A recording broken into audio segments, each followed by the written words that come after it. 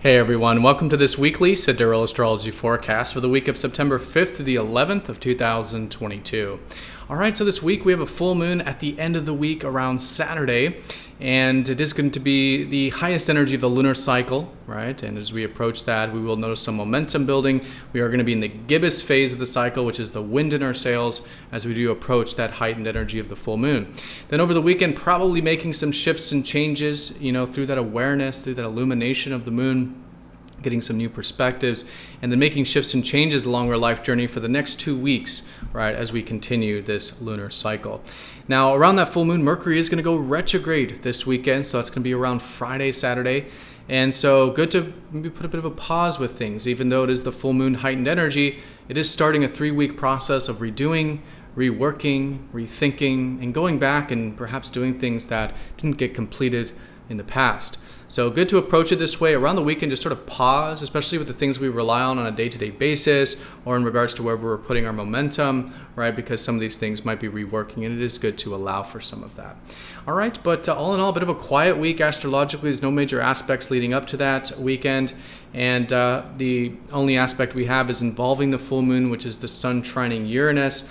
And so with the full moon also in Sidereal Aquarius, the planet of freedom and change, and Uranus, the planet of freedom and change, there is this great opportunity with this full moon, with the weekend, to let out more of that true self, individual self-expression, doing things that speak more to our true self, that are more in alignment with our excitement, right? These kinds of things is fantastic. All right, so let's go ahead and take a look at all of this here in more detail when we return.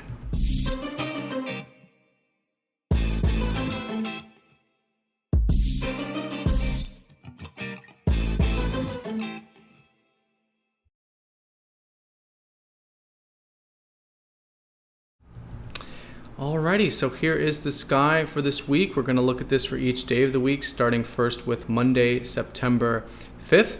And as you can see here, we are using the visible sky on this channel, which is very different from mainstream astrology, and you will notice a lot of the signs are different. So if you are new, definitely check out the link down below. A good example of that is how I just mentioned that the full moon is in Aquarius, but you may have heard it being in Pisces. And so the signs change. If you're new, check out that link down below on using the visible sky called True Sidereal Astrology. All right, so as you can see here, no major aspects going on until about the weekend. The sun trine Uranus, this one here is basically the full moon. That's going to be a full moon with a very close sextile to Uranus, okay? And of course the Mercury retrograde. All right, so that's where a lot of the concentration is.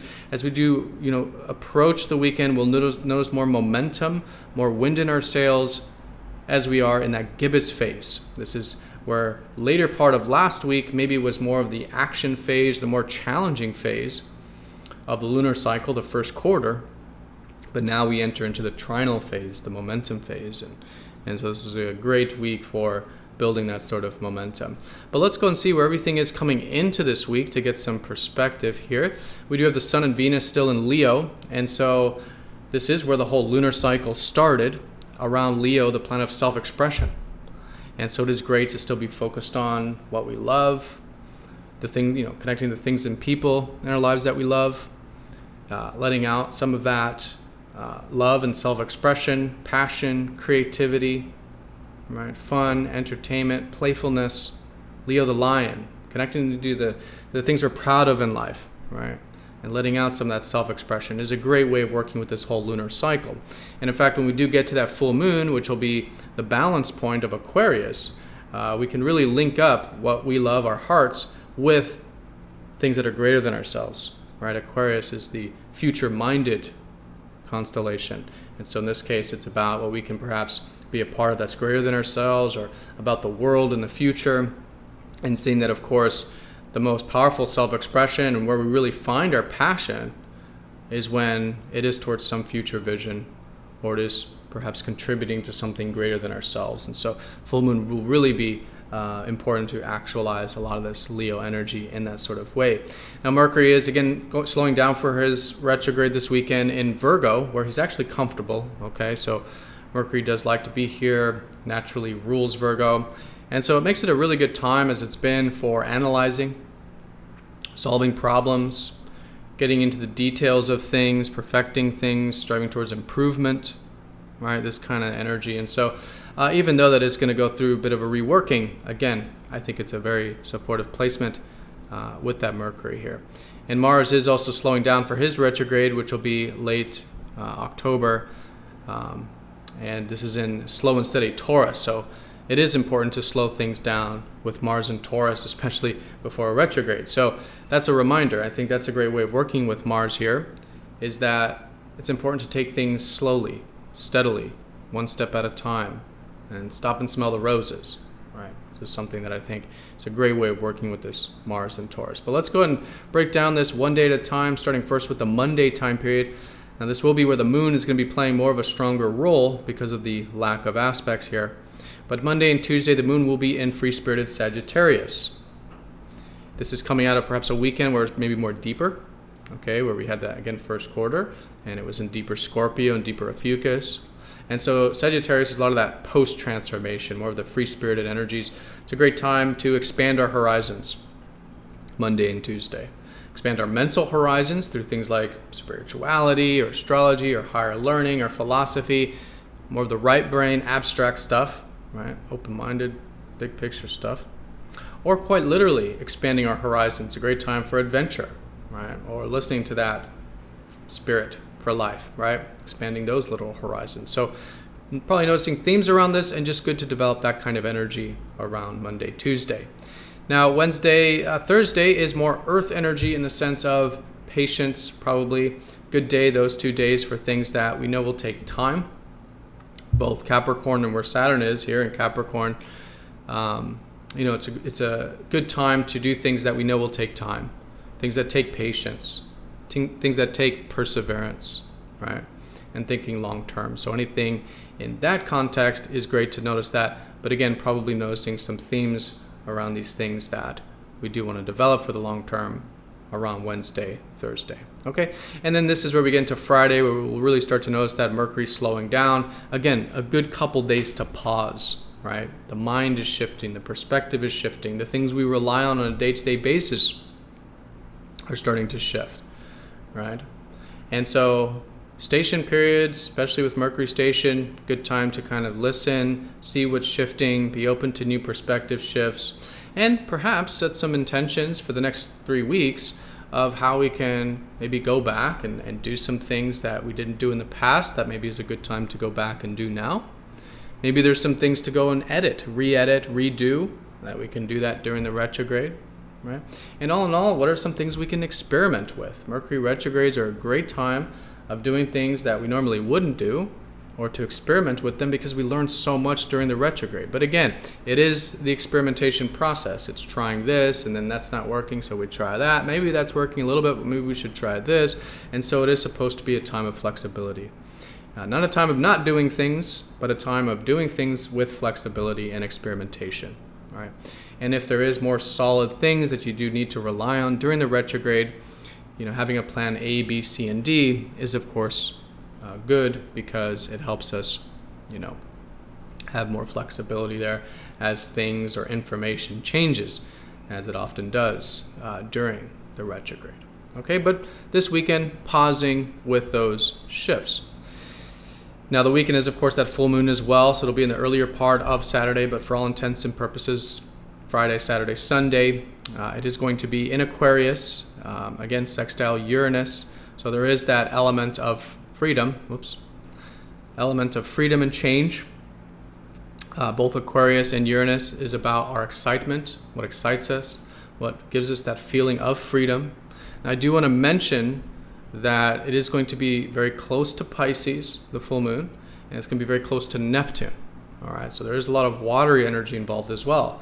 And I think a good way of sort of symbolizing this is that both Uranus and Neptune are polarities to each other, right? So they're next to each other, they move, sort of same speed for all intents and purposes. They're polarities, right? And so this particular polarity, I like to call the connection to our true self. They're the gateways to our true self. Uranus is the more yang connection to our true self, which is listen to our excitement. That motto of listen to your excitement. All right, that's Uranus, the freedom of the true self. Neptune is the yin part of the true self, whose motto is perhaps go with the flow. Everything is, in divine timing. Everything is perfect the way that it is in a spiritual sense. So helps us, practice more acceptance, compassion, receptivity. So with the moon in this particular configuration, I think it's great to connect to that higher self in both the yang and yin way. Excitement, freedom, change, challenging the status quo, challenging our own status quo, getting outside the comfort zone to listen to that excitement, as well as the listening to the ethers, to our soul, reconnecting to our soul. What does our soul need? Right, being attuned to that and having that acceptance and flow state as well. So I'll of course make a separate video on this. There's also a square to Mars I'll talk about in a separate video, but for all intents and purposes, I think that's a great way of working with this full moon. And all in all, just doing that status check, as the full moon is often a great time to do, making shifts and changes for the remainder of the lunar cycle for the next 2 weeks. And again, how can we cultivate that self-expression towards some of these excitements, towards perhaps some of these visions or things important to us on a soul level, right? Can be fantastic. All right.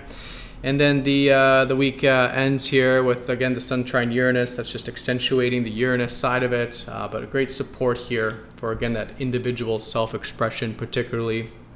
Sun is self-expression, Uranus is the freedom of that, and so that trine can make a great time for any form of letting out that individuality, that freedom, that change, that unorthodoxy, the challenging of the status quo through our focus, through our creative process, through our self-expression, right? And just being open to change there is great. And the moon will be in Pisces there, and again, adding to that receptive energy on Sunday. All right, everyone, so that is the week in a nutshell. Quite simple, but important, right? No major aspects. The weekdays, as we approach the full moon, noticing the gibbous phase, the support phase, the momentum building phase of the lunar cycle, as we gain to that higher energy of it. Around the weekend, with the illumination of it, making shifts and changes, but being flexible and perhaps, a bit pausing with it, with Mercury retrograde, especially when it comes to things involving communication or our day-to-day lives, things we rely on a day-to-day basis, things we're thinking about, things that involve mental activity, right? And so, gearing up for a bit of reworking there.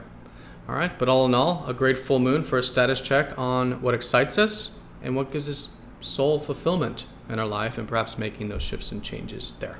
All right, so everyone have a fantastic week. Thank you so much for watching. Be sure to click the like button if you're watching this on YouTube. And if you're not yet signed up for MTZ Insiders, it is a free newsletter where you do get these videos released first before YouTube and extra content not normally released on YouTube. So definitely sign up down below if you haven't yet. And have a great week, everyone. And I'll see you all next time for the next astrology forecast.